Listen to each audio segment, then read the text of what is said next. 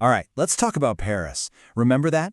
10 years ago, the entire world got together and made this huge, monumental promise. Well, today, the report card is in. It's time to see how we've actually done. So in this explainer, we're going to break down the key findings from the 2025 Yearbook of Global Climate Action. Think of it as our 10-year progress report on, this massive effort to tackle climate change. We'll look at the test we set for ourselves way back in 2015, and then we'll get into the results we're facing right now. How do they stack up? Let's find out. First things first, what is this report card we keep talking about? Well, its official name is the Global Stocktake. And it's not just some random report. This was actually built into the Paris Agreement from the very beginning. Super crucial. Basically, it's a massive review of, everything we've done. It's designed to show us, in black and white, the gap between where we are right now and where we desperately need to be. Okay, let's dive into the results. And you know what? Let's start with the good news. The report card has some A grades on it, and it shows something really important. When we actually work together, we make real, tangible progress. And in a few key areas, the transformation isn't just happening, it's actually speeding up. A great example? Just follow the money. Wow, check this out. The shift in investment is just dramatic. Right now, for every $1 going into fossil fuels, $10 are flowing into clean energy. That's a huge jump from 2 to 1 back in 2015. And this isn't some happy accident. It's happening because renewables are getting cheaper and cheaper, and investors are feeling the pressure to back the future, not, the past. And you can literally see this change happening on our streets. Think about it. More than 1 out of every 5 new cars sold today is electric. The EV revolution isn't some far-off dream anymore. It's here. It's happening now. And this isn't just about technology. It's about people. This whole transition is turning into a massive engine for new jobs. The renewable energy sector, it's added 6 million jobs in under a decade. That's proof right there that climate action can have real, solid economic upsides.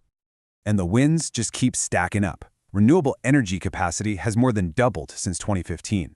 And get this, 91% of new renewable projects are now cheaper than building new fossil fuel plants. I mean, that's a game changer. And maybe most importantly, all this progress is helping bring electricity to nearly 300 million people for the very first time. So, yeah, this progress is real, you can measure it, it's fantastic. But, and this is a big but, the report card has another side to it, and frankly, it's a lot more sobering. So for every A+, there are some failing grades, and we have to look at them. This is the reality check. And here's maybe the biggest contradiction of all. While we're pouring money into clean energy, governments are still spending a jaw-dropping $1.5 trillion a year propping up fossil fuels. It's like we're trying to put out a fire with one hand while pouring gasoline on it with the other. A huge, self-inflicted wound. Then there are our forests. I mean, they're literally the lungs of our planet. And here, we're not just failing to meet our goals, we're actually going backward. Deforestation has gotten worse, not better. And it doesn't stop there. We're seeing critical gaps across the board.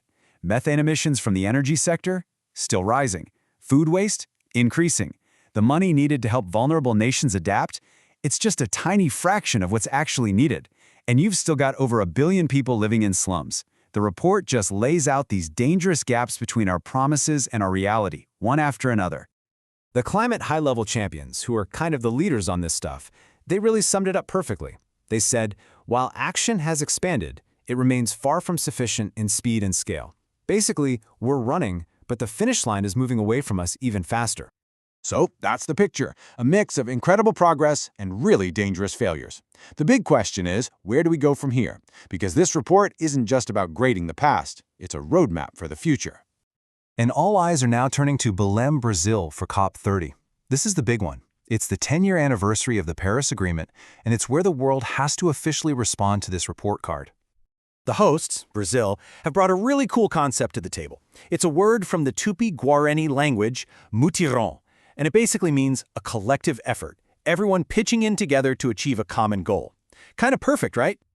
And this really has to be the new mantra. As the UNFCCC's leader, Simon Steele, put it, it's how we move from pledges to proof. The time for just making promises is over. Now it's about showing the receipts, proving our actions are having a real impact. So the agenda for what comes next is pretty clear. It's these 4 steps. First, we got to be honest about where we're failing. No more sugarcoating. Second, we have to accelerate, turn plans into actual projects and do it faster. Third, demand transparency. We need clear data to hold everyone accountable. And finally, we have to achieve that global moucheron, get everyone from cities to companies to communities all pulling in the same direction. And this is such a critical final point from Simon Steele. The story of the Paris Agreement isn't just written in some fancy negotiating room. It's written every single day, in our cities, on our farms, and yeah, in the choices we all make. So there it is. The report card is in. The results are clear, showing both the incredible power of what we can achieve when we work together and the real danger of our delays. The big question now is, what are we going to do with it? What happens next really depends on all of us.